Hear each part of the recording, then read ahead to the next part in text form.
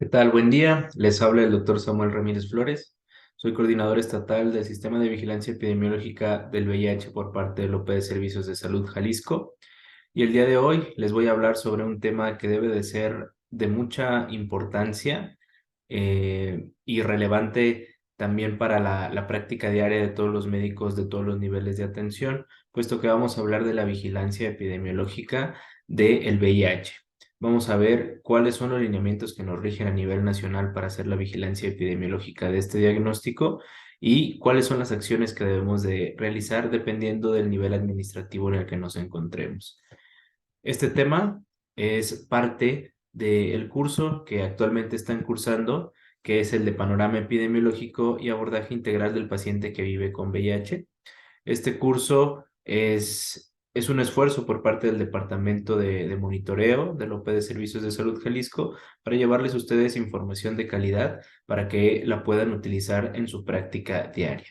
Entonces, sin más, dándoles la bienvenida a este curso, iniciaremos con este tema sobre la vigilancia epidemiológica del VIH. Y bueno, para empezar a hablar sobre el sistema de vigilancia, tenemos que entender también cuáles son los objetivos que tiene este sistema de vigilancia epidemiológica. Uno de ellos va a ser evaluar la magnitud de la epidemia. Tenemos también que identificar los grupos poblacionales vulnerables. Esta información la tenemos gracias al análisis de la información que ustedes generan todos los días con sus notificaciones de casos confirmados de VIH y que pues se acumulan a través del tiempo para podernos dar esta información importante sobre los grupos poblacionales vulnerables en cuanto a este diagnóstico. Nos va a ayudar también este sistema de vigilancia a coadyuvar a romper el ciclo de transmisión de la enfermedad. Nos va a ayudar a disponer de información oportuna y de calidad para posteriormente poder orientar las acciones de prevención y control de este diagnóstico. Y bueno, en este tenor, nosotros en epidemiología nos regimos por manuales de procedimientos estandarizados y este diagnóstico no es la excepción. Tenemos el Manual de Procedimientos Estandarizados para la Vigilancia Epidemiológica del VIH, que de manera virtual lo podemos encontrar en la página oficial de la Dirección General de Epidemiología y es este manual que vemos al lado izquierdo de su pantalla, que es de color rojo la portada y nos dice pues el nombre del manual y su última actualización, que la que se encuentra vigente es la actualización de marzo del año 2020 y es el mismo manual que les voy a desglosar en esta presentación con algunos agregados característicos de la vigilancia que se da en nuestro estado. Y bueno, ¿qué es lo que tenemos que tomar en cuenta en esta actualización del Manual de Procedimientos Estandarizados? Pues una de las actualizaciones más importantes está en la estadificación clínica de la infección por el VIH. Anteriormente, en México se manejaban los dos conceptos, que es VIH y SIDA. Actualmente, para fines de vigilancia epidemiológica, vamos a hablar nada más de VIH y vamos a estadificar a nuestros pacientes en el estadio clínico que le corresponda, dependiendo de la cantidad o de los síntomas que llegue a presentar el paciente y que nos ayude a estadificarlo como 1, 2, 3 o 4, según como lo marca la OMS. Para eso tenemos pues esta pequeña tablita y posteriormente vamos a ver otras herramientas que nos ayudan a estadificar a nuestros pacientes dependiendo de los datos clínicos que presente al momento del diagnóstico nuestro paciente. Tenemos que entender también entonces la periodicidad de la notificación de los casos de VIH. Si se fijan en esta tablita que tenemos en medio de la pantalla, nos dice que pues la clave de CIE que utilizamos actualmente con el CIE 10 para determinar el diagnóstico de VIH en SUIVE es la clave Z21 y la periodicidad de la notificación debe de ser de manera inmediata, quiere decir que todas las unidades están obligadas a, en cuanto tengan un diagnóstico confirmado de un caso nuevo de VIH, hay que notificarlo de manera inmediata, que eso en epidemiología significa que tenemos que notificarlo dentro de las primeras 24 horas que el paciente recibe el diagnóstico de VIH. Además, también la notificación de los casos nuevos de VIH debe de ser de manera semanal. Eso aplica para nivel estatal y puesto que nosotros semanalmente enviamos a México una base de datos con el acumulado semanal de los casos nuevos que ustedes nos hacen llegar. Entonces, esa información se conjunta y se envía de manera semanal a la Dirección General de Epidemiología. Y para hacer la vigilancia epidemiológica del VIH, contamos con un sistema especial. ¿Qué quiere decir esto? Que contamos con una serie de lineamientos estandarizados. Ya vimos que tenemos un manual específico para la vigilancia del VIH y una serie de pasos que debemos de seguir para realizar la notificación de casos nuevos, para llegar al diagnóstico y que fluya la información epidemiológica. En cuanto a metodologías y procedimientos para la vigilancia epidemiológica del VIH que utilizamos en epidemiología, pues bueno, echamos mano de la vigilancia convencional, que es toda esta serie de pasos que posteriormente vamos a desglosar a nivel epidemiológico, que pues es cuando el paciente llega a nuestra consulta, sospechamos del diagnóstico, hacemos pruebas de tamizaje, posteriormente pruebas para confirmar el diagnóstico y cuando lo tenemos confirmado, pues llenamos el estudio epidemiológico, avisamos al nivel administrativo superior, etcétera. Contamos con un estudio epidemiológico específico para la vigilancia del VIH, contamos con estudios de brotes, con registros nominales, también echamos mano de estos registros para buscar a los pacientes que pudieran tener, que pudieran vivir con VIH y llegar a su diagnóstico de manera oportuna para ofrecerles tratamiento. También nos ayudamos de la vigilancia basada en laboratorio, puesto que necesitamos pruebas confirmatorias para establecer el diagnóstico. La vigilancia activa de la mortalidad es otro punto muy importante, puesto que a veces nosotros nos damos cuenta del diagnóstico de VIH por un certificado de defunción donde se menciona cuando tal vez nunca habíamos tenido el antecedente del diagnóstico confirmatorio del paciente y eso nos obliga a hacer una investigación epidemiológica para tratar de confirmar o descartar dicha situación. Entonces, tenemos muchas herramientas de las cuales nos podemos ayudar para la vigilancia epidemiológica del VIH y poder conseguir la información que necesitamos. Bueno, en cuanto a los mecanismos de vigilancia epidemiológica, pues vuelvo a comentar, tenemos a la CIE-10, utilizamos la clave Z21 actualmente, sin embargo, ya en los próximos años se viene la clasificación CIE-11, en donde la clave será 1C62 para los casos nuevos de VIH y pues importante tenerlo en cuenta para el momento de nuestros registros en las plataformas donde lo necesitemos registrar. La notificación, como ya lo dijimos, debe de ser inmediata de las unidades hacia las jurisdicciones sanitarias, de manera semanal de parte del Estado hacia la Dirección General de Epidemiología y también hay notificación especial cuando echamos mano pues de certificados de defunción o hacemos búsqueda intencionada en las hojas diarias y encontramos casos que no han sido notificados, pues podemos ahí rescatar algunos casos que no habían sido notificados con anterioridad. En cuanto a la metodología, ya vimos que tenemos el sistema convencional, podemos hacer estudio epidemiológico, estudio de brotes, estudio nominal de laboratorio y la vigilancia de la mortalidad por VIH o con VIH, que es muy importante también para identificar casos que probablemente no fueron identificados en su momento o de manera oportuna. Bueno, una pregunta que nos tenemos que hacer todos en la práctica médica es ¿a quiénes se les debe de realizar prueba de detección de VIH? Pues bueno, hay diferentes grupos vulnerables que ya están bien identificados y que tenemos que darle seguimiento. Van a ser todas aquellas personas en riesgo de adquirir la infección. A través de los años se ha visto que las personas que tienen prácticas sexuales de riesgo, o sea, hombres y mujeres que tienen una vida sexual activa y que independientemente de su preferencia sexual realizan prácticas sexuales sin condón o método de barrera mecánica, hombres y mujeres también que padecen alguna enfermedad de transmisión sexual y realizan prácticas sexuales sin protección. Sabemos que actualmente en México el principal método de transmisión, la principal vía de transmisión del VIH y otras infecciones de transmisión sexual, pues es la vía sexual. Entonces, ahí es donde tenemos nuestro primer foco rojo para identificar a nuestros pacientes en riesgo.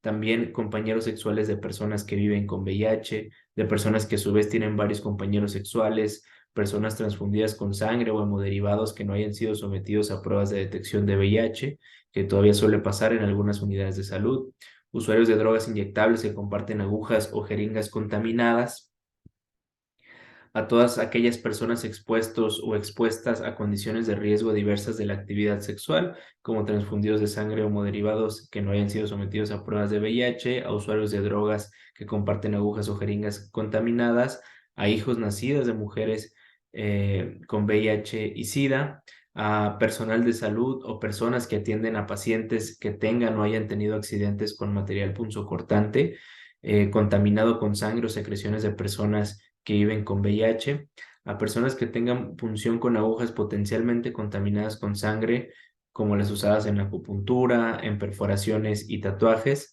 en aquellas personas con sintomatología sugestiva de SIDA y en donadores de sangre, órganos, leche materna, células germinales y en embarazadas. Importante tomar en cuenta a este grupo poblacional de las embarazadas porque hemos visto últimamente presencia de casos de transmisión vertical. Entonces hay que identificar a la mujer que está embarazada y que probablemente pueda vivir con VIH para diagnosticarla oportunamente y brindarle tratamiento para disminuir al máximo la transmisión vertical de esta enfermedad. Entonces, a manera de resumen, pues las poblaciones claves que tenemos que cuidar son hombres que tienen sexo con hombres, personas que practican la homosexualidad y son usuarias de drogas intravenosas, población específica como pacientes que tienen clínica de displasia, pacientes que son víctimas de violencia sexual, sobre todo embarazadas, parejas de casos de personas que viven con VIH, donantes y donados de órganos o hemoderivados, hijos de madres que viven con VIH, personas que tienen accidentes con punzocortantes, independientemente de si son personal de salud. También hemos visto casos en personas que tratan con desperdicios y lamentablemente se infectan al puncionarse con algún residuo que no se manejó de manera adecuada. A población con clínica de otras infecciones de transmisión sexual, obviamente, personas pues que ya han tenido ese riesgo y se contagian de otras infecciones de transmisión sexual, son potencialmente personas en riesgo de vivir con VIH. Personas con tuberculosis, puesto que este binomio tuberculosis-VIH está presente en la población, en nuestra población mexicana, y cada vez vemos que existen más casos con este binomio, entonces importante, todo paciente que diagnostiquemos con tuberculosis, intencionadamente hay que buscar si pudiera tener también el diagnóstico de VIH y viceversa, pacientes nuevos con VIH hay que buscar la posibilidad de que pudieran tener el diagnóstico de tuberculosis, sobre todo si tienen síntomas sugestivos. Y personas inmunodeprimidas que también pues, pueden tener el diagnóstico de VIH.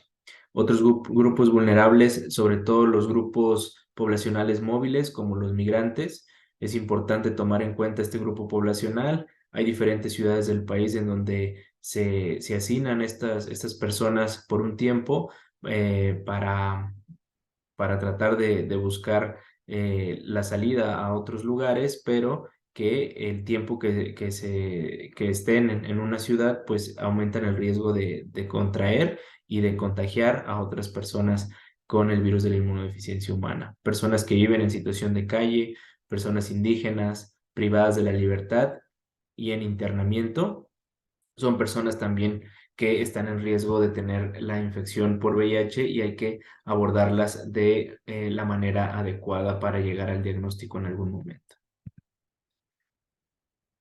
¿Cómo se debe de llevar la información? ¿Cómo debe de fluir la información en el sistema de vigilancia de VIH? Bueno, a grandes rasgos, las unidades médicas son el eslabón más importante de esta cadena. ¿Por qué? Porque ellos van a notificar a la jurisdicción sanitaria todos los casos detectados. Ellos van a detectar los casos, van a diagnosticarlos y cuando tengan la certeza de que un paciente vive con VIH y es un caso nuevo, hay que notificarlo de manera inmediata, o sea, dentro de las primeras 24 horas del diagnóstico, a la jurisdicción sanitaria. Posteriormente, la jurisdicción sanitaria debe de realizar la captura de los casos en el sistema de información establecido y enviar la base a nivel estatal. ¿Por qué? Porque la jurisdicción tiene acceso a una máscara de captura de Access en donde el estudio epidemiológico que envió la unidad médica con la información del caso confirmado se debe de capturar en esa plataforma y esa plataforma va a generar una base de datos de Excel con toda la información de este caso, que es al final la información que nos debe de enviar el nivel jurisdiccional al nivel estatal, que vamos nosotros a concentrar y validar las bases de cada una de las jurisdicciones sanitarias del estado. Vamos a integrar toda esta información, checar que no haya ningún error, que no haga falta ningún dato importante, y enviaremos de manera semanal a la Dirección General de Epidemiología estas bases de datos estatales que nos ayudan pues a posteriormente analizar todos estos datos y tomar decisiones en salud. Y bueno, para la vigilancia epidemiológica es muy importante confirmar los casos, tener la certeza de que un paciente vive con VIH para poder detonar todas las acciones que se deben de realizar a nivel de epidemiología. Entonces, para eso tenemos que identificar dos situaciones que nos deben de quedar muy claras. Una es la detección y la otra es el diagnóstico de VIH. ¿A qué nos referimos con detección? Detección consiste en la identificación de VIH en cualquier persona. La detección forma parte del proceso de diagnóstico de las personas que viven con VIH, ya sea iniciado por el establecimiento de salud a petición de la o el usuario en la misma atención o por una autoprueba. Entonces, estas pruebas rápidas no nos dan el diagnóstico de VIH. Como dice aquí la diapositiva, es nada más una parte del proceso para llegar al diagnóstico. Estas pruebas rápidas, a pesar de que tienen una alta sensibilidad y especificidad, tienen un buen desempeño para identificar a los casos que realmente van a tener el diagnóstico de VIH, pues pudieran tener también sus falsos positivos, por lo que no nos podemos fiar al 100% de una prueba de este tipo para llegar al diagnóstico de VIH, pero sí es una prueba de tamizaje muy útil que nos da un resultado rápido para saber si esta persona alguna vez estuvo expuesta al virus de la inmunodeficiencia humana. Tan así que actualmente en nuestro país se recomienda la realización de esta prueba rápida en toda la población, independientemente de sus factores de riesgo o si pertenece o no a un grupo poblacional vulnerable. Hay que realizarse esta prueba por lo menos una vez en la vida. Entonces, esta prueba nada más forma parte del algoritmo diagnóstico para llegar a determinar si una persona vive con VIH o no. Entonces, ¿el diagnóstico qué es? El diagnóstico es el término que se refiere al proceso para determinar que una persona vive con el virus de la inmunodeficiencia humana. Y el diagnóstico lo vamos a realizar a través de algoritmos que incluyen pruebas de tamizaje y pruebas suplementarias. Entonces, vamos a ver cuáles son esos algoritmos para llegar al diagnóstico de un paciente que vive con VIH. Entonces, para ese fin, tenemos dos algoritmos diferentes que nos marca el Manual de Procedimientos Estandarizados para la Vigilancia Epidemiológica del VIH. Uno de estos algoritmos va dirigido para pacientes mayores de 18 meses, ojo, de 18 meses, y otro algoritmo va dirigido para pacientes menores de 18 meses. Aquí en la diapositiva les estoy mostrando el algoritmo dirigido para las personas mayores de 18 meses. Entonces, ¿qué nos dice este algoritmo? Que se le debe de realizar una muestra al paciente de una prueba presuntiva, que generalmente en nuestras unidades de salud es una prueba rápida. Esta prueba rápida, como ya dijimos, no es definitiva, no nos da el diagnóstico de VIH, pero sí es una parte del algoritmo que tenemos que seguir para llegar al diagnóstico. Entonces, nos solicitan hacer una primera prueba que va a ser una prueba rápida generalmente, aunque también puede ser una ELISA, una quimioluminiscencia o una prueba de aglutinación, pero generalmente lo que tenemos disponible en las unidades de salud es una prueba rápida. Esta prueba rápida nos puede dar dos posibilidades de resultado, puede ser no reactiva o reactiva. En caso de que sea no reactiva, el paciente se reporta como negativo y no hay que hacer ninguna otra acción. Más que la vigilancia convencional, el seguimiento convencional al paciente, si llega a tener algún síntoma sugestivo o alguna otra situación, pues se le puede volver a repetir la prueba, dependiendo de la clínica, obviamente.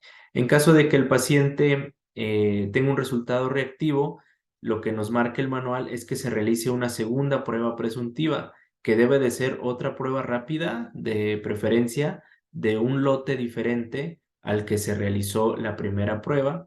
En caso de no ser posible esa situación, que es la, lo que pasa normalmente, que no se tiene una prueba rápida de un lote diferente a la primera que se realizó, eh, podemos pasar directamente a las pruebas suplementarias, aunque pues pudiéramos echar mano a lo mejor de una ELISA, de una quimioluminiscencia o una aglutinación para utilizar como una prueba presuntiva 2. En caso de que no tengamos a la mano ninguna de estas herramientas diagnósticas, pues nos pasamos a la prueba suplementaria directamente. En caso de que sí tengamos herramientas para realizar esta prueba presuntiva número 2, pues tendremos igualmente dos tipos de resultado que nos puede dar. Puede ser una prueba reactiva y en ese momento ya podemos pasar directamente a la prueba suplementaria, o podemos tener una prueba no reactiva en donde podemos incluso repetir la muestra, puesto que a este nivel ya teníamos una primera prueba reactiva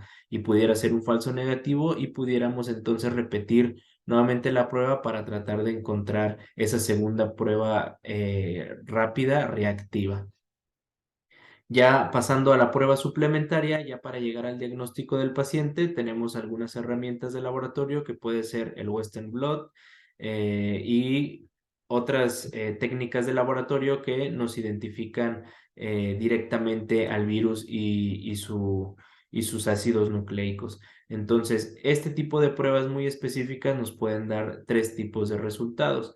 Pueden darnos una prueba indeterminada, en donde cuando sea el caso, se debe de hacer seguimiento para definir el estado serológico o infección del paciente, repitiendo pruebas en tiempos posteriores. En caso de que el resultado de la prueba sea negativo, pues hasta ahí se termina el seguimiento. Es una prueba negativa a pesar de que haya tenido, en teoría, dos pruebas rápidas reactivas.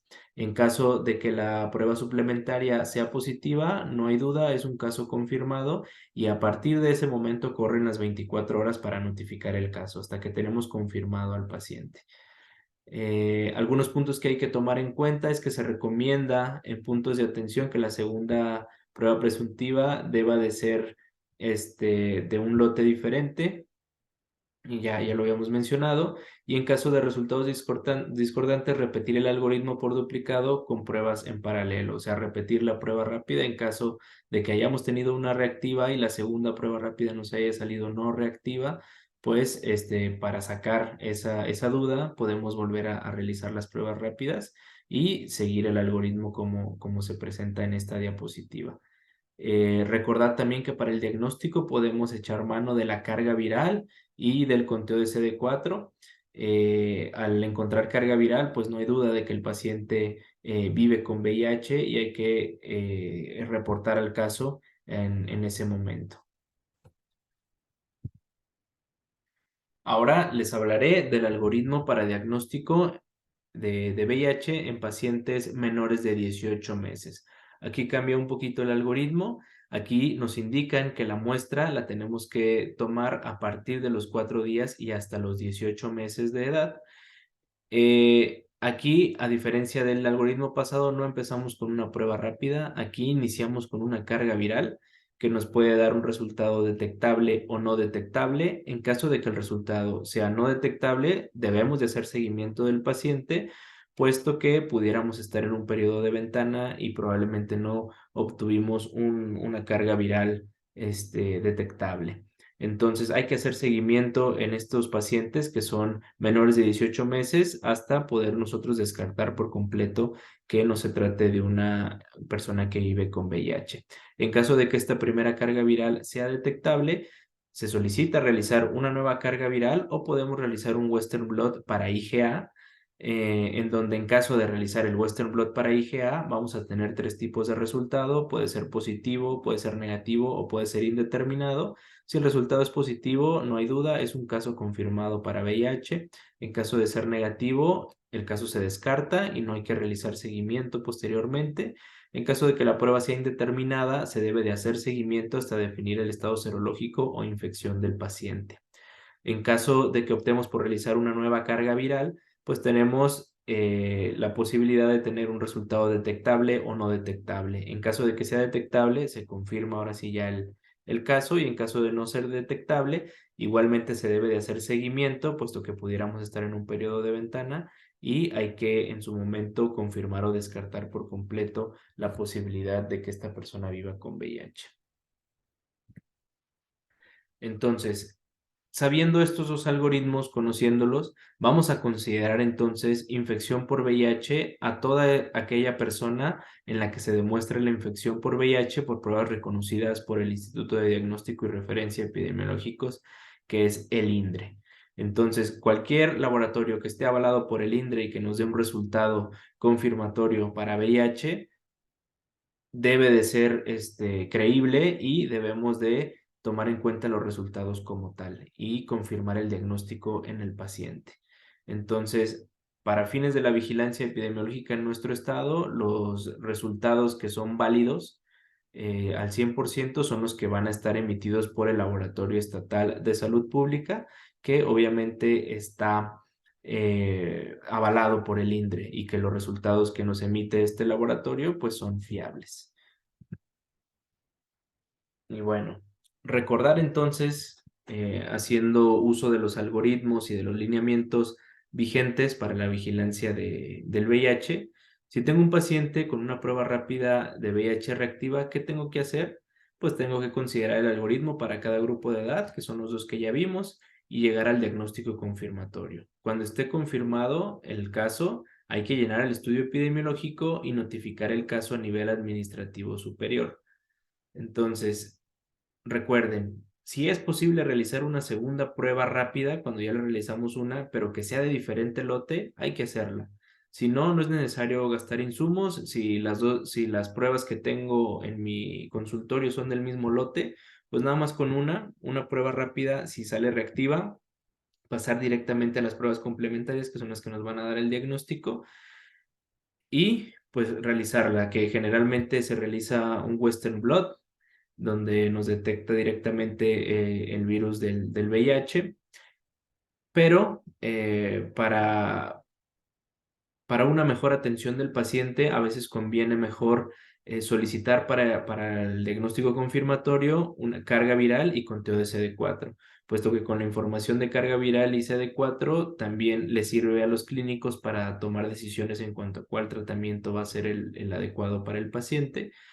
Posteriormente, pues ya que tengamos el diagnóstico confirmado con estas pruebas de laboratorio, hay que llenar el estudio epidemiológico y en su momento la jurisdicción sanitaria vaciará esa información en la máscara de captura de acceso para generar la base de datos de Excel que posteriormente nos enviarán al nivel estatal para poder notificar a la Dirección General de Epidemiología.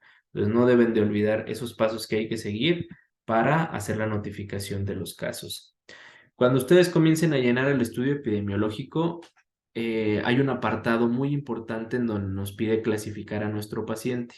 El paciente que acabamos de tener diagnosticado con prueba confirmatoria, hay que ponerle un número de estadio clínico. Y para ello existen dos tablitas importantes que hay que tomar en cuenta y que deben de tenerla en su consultorio todos los médicos, que son los síntomas que puede presentar un paciente que vive con VIH y dependiendo de la presencia de esos síntomas, nosotros lo podemos clasificar como un estadio clínico 1, 2, 3 o 4. El estadio clínico 1 son los pacientes asintomáticos o que nada más tienen linfadenopatía persistente generalizada. Esos pacientes que tengan alguna de estas dos situaciones los vamos a clasificar con un estadio clínico 1.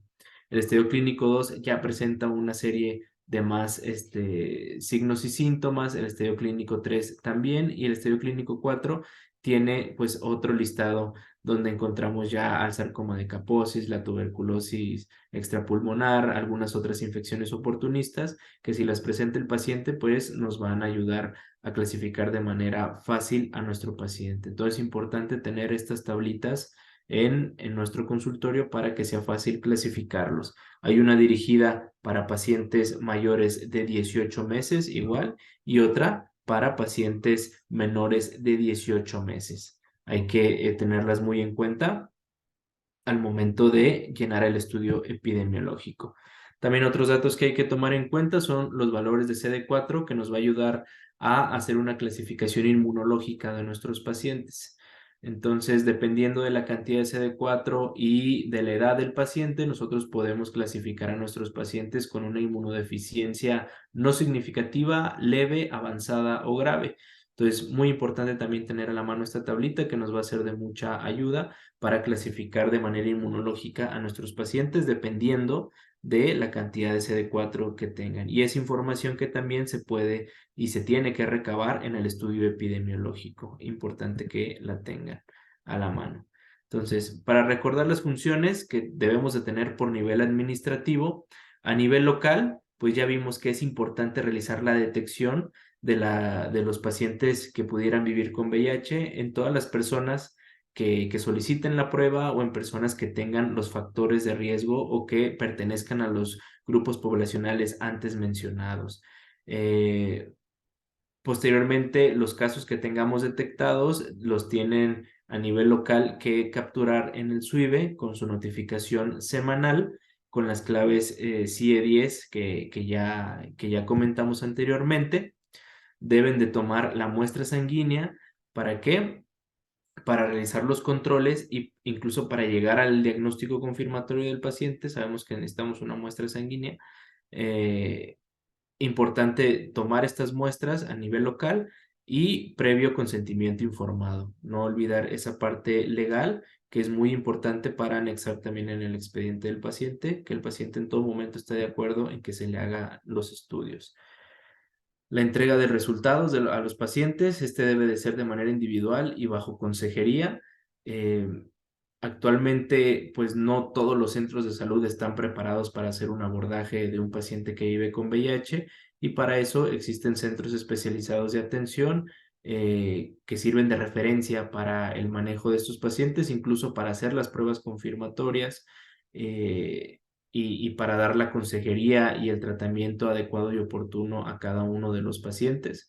Entonces, si su unidad no cuenta con la infraestructura para llegar al diagnóstico de los pacientes y darles tratamiento, en una de las presentaciones de este curso vamos a ver cuál va a ser el algoritmo que se debe de seguir para la derivación de pacientes y que nosotros identifiquemos en la consulta, a lo mejor nada más con una prueba rápida reactiva y ya no puedo realizar más pruebas porque no tengo laboratorio o porque no tengo la oportunidad de mandar pruebas al laboratorio estatal, pues entonces vamos a seguir el algoritmo para derivación de pacientes que nos van a explicar los encargados del programa de VIH en otra de las presentaciones de este curso. Recuerden que la notificación de los casos cuando ya están confirmados debe de ser dentro de las primeras 24 horas de la notificación, eso quiere decir notificación inmediata, y en menos de 48 horas posterior a la detección, al diagnóstico del caso, hay que enviar el estudio epidemiológico o anexo 2 cerrado y sellado hacia la jurisdicción sanitaria y hacer estudio de contactos. Este estudio de contactos a veces es difícil hacerlo, los pacientes no siempre muestran apertura para hablar de los contactos que hayan tenido. Sin embargo, se debe de hacer este estudio bajo el derecho individual. Si la persona está de acuerdo en darnos información, pues será bueno recabar la mayor información posible para hacer la investigación de los contactos. Hay que referenciar a los pacientes, sobre todo si somos una unidad que no tiene la posibilidad de darle el tratamiento a los pacientes, hay que referenciarlos al CAI, que es el Centro de Atención Especializada, que está en Guadalajara, y a esos pacientes ahí los pueden diagnosticar, les pueden dar tratamiento y posteriormente pues ya los mandarán a su seguimiento a sus centros de salud, pero ese algoritmo se explicará, como ya les comenté, en otra de las presentaciones de este curso.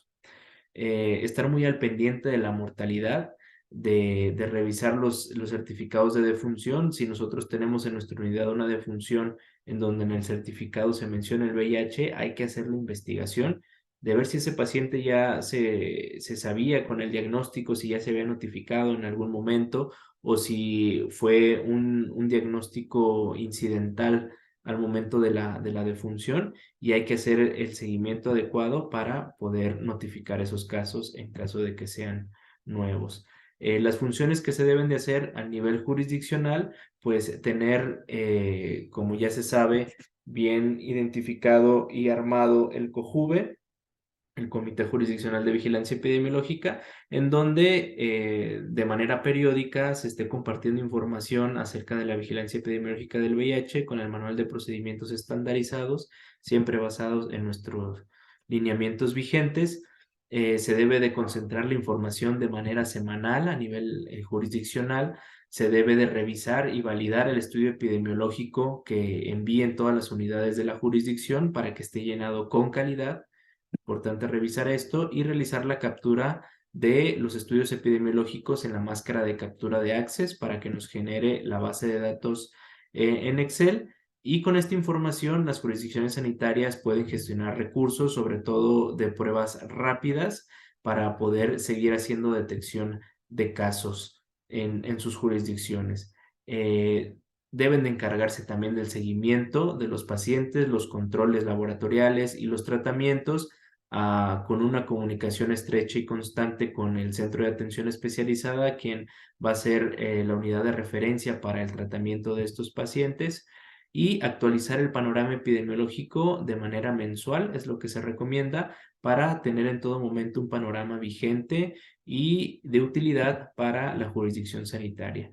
También importante hacer la búsqueda intencionada de casos nuevos de VIH en los certificados de defunción, puesto que nos hemos dado cuenta de muchos casos que no cuentan con antecedente de notificación, pero que cuentan con el diagnóstico en el certificado de defunción, y hay que buscarlos y hay que tratar de llegar a si el paciente fue confirmado en algún momento de su vida.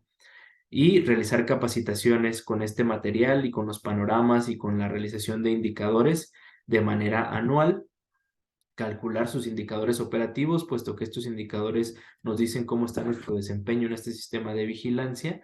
Importante calcularlos y compartirlos con la jurisdicción sanitaria, y realizar supervisiones a las unidades de salud para que estén al pendiente del diagnóstico de VIH y que tengan todo el material y todas las herramientas para poder realizar la vigilancia epidemiológica y la notificación. Los estudios de contactos, ya vimos que es una situación a veces complicada de, de abordar, puesto que no todos los pacientes dan su consentimiento para poder realizar la búsqueda de contactos y todas las acciones que se derivan de ello. Entonces, realizar esta búsqueda de contactos siempre previo consentimiento del caso o del tutor, en caso de que se trate de un menor de edad. En caso de renuencia, siempre hay que constatarlo en el expediente bajo una rúbrica. Hay que hacer un documento escrito en donde digamos que el paciente se rehúsa a hacer búsqueda de contactos, a darnos información sobre sus contactos, y que esté firmada por el mismo paciente para ampararnos de manera legal. Se debe de buscar en caso de que el paciente acepte hacer búsqueda de contactos. Tenemos que recabar información de 5 años previos de contactos sexuales, de donadores o donados, de compañeros usuarios de drogas intravenosas. Y en los casos menores de 5 años de edad hay que estudiar a la madre del menor, puesto que es lo más probable que la transmisión haya sido vertical, y hay que estudiar a la madre para tratar de ver si es una persona que vive con VIH para darle el tratamiento adecuado en su momento. A todos estos casos que nosotros logremos identificar, hay que proporcionar asesoría. Hay que, igual que como si estudiáramos un caso nuevo, hay que realizar una prueba que sea de manera confidencial, y en su momento realizar la referencia del caso para que reciba su tratamiento de manera oportuna en el centro de atención especializada.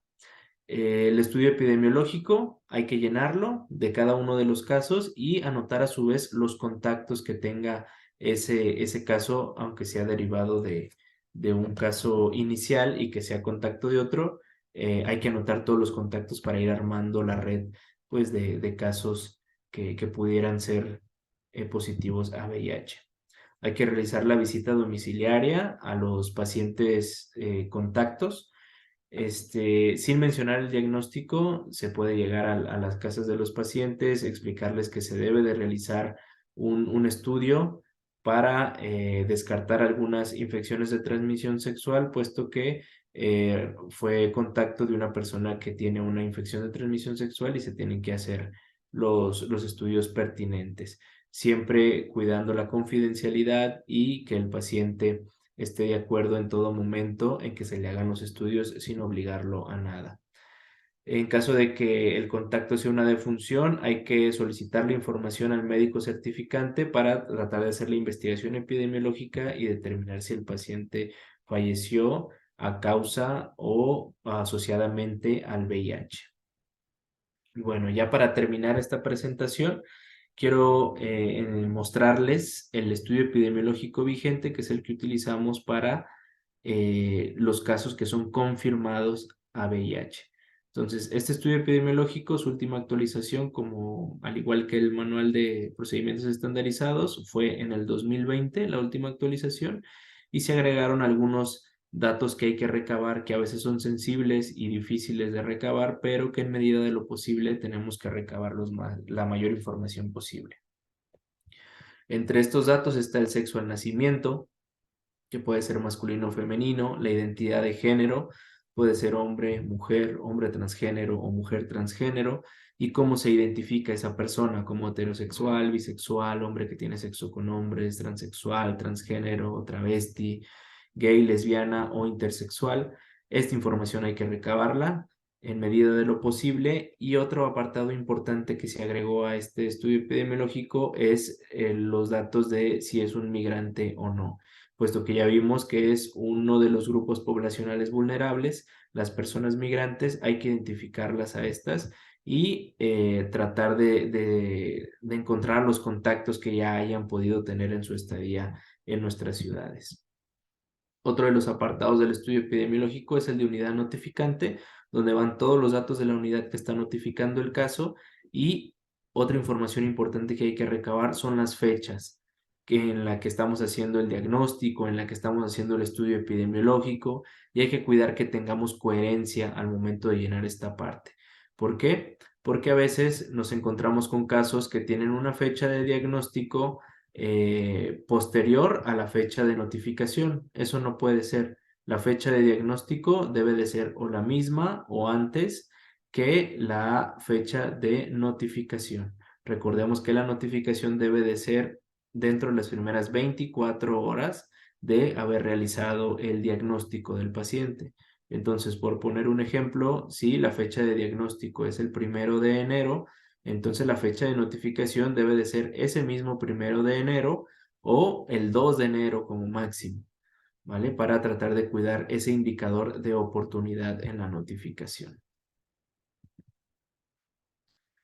Otro apartado del estudio epidemiológico es el de antecedentes epidemiológicos, en donde vamos a recabar información sobre el comportamiento sexual de los pacientes, en donde viene más información que es sensible, pero que es muy importante de recabar para poder seguir caracterizando en los casos que se diagnostican en nuestro país. Si ha recibido transfusiones, cada vez ya vemos menos, si no es que ya no tenemos casos relacionados a transfusiones sanguíneas, pero es importante, si tenemos algún antecedente de estos, pues llenar toda esta información en el estudio epidemiológico. Y posteriormente vamos a encontrar en otro apartado la transmisión vertical. Este apartado solamente se llena si se sospecha de transmisión vertical en el paciente. Hay que investigar en la madre algunas situaciones que nos ayudan a determinar si este caso realmente se trata de uno relacionado a transmisión vertical. Al final de la primera parte del estudio epidemiológico nos pide el mecanismo de transmisión, en donde podemos encontrar 6 opciones. Puede ser mecanismo de transmisión sexual, que es el que generalmente encontramos en nuestra población, donde se agrega este apartado de hombres que tienen sexo con hombres, HSH. También puede ser por sexual bisexual y sexual heterosexual. Debemos de marcar la opción que corresponda si nosotros elegimos como mecanismo de transmisión la vía sexual.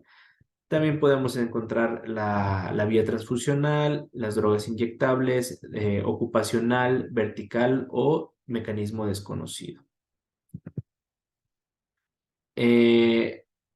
Iniciando con la segunda parte del estudio epidemiológico, encontramos el estadio clínico, donde tenemos que marcar aquí si el paciente se encuentra en el estadio 1, 2, 3 o 4, dependiendo de la clasificación clínica que hayamos hecho. dependiendo de los signos y síntomas que haya presentado nuestro paciente y utilizando la tablita que les mencioné en diapositivas anteriores, pues clasificar a nuestro paciente y anotar la fecha de inicio del cuadro clínico de nuestro paciente y la institución que está realizando el diagnóstico, la unidad.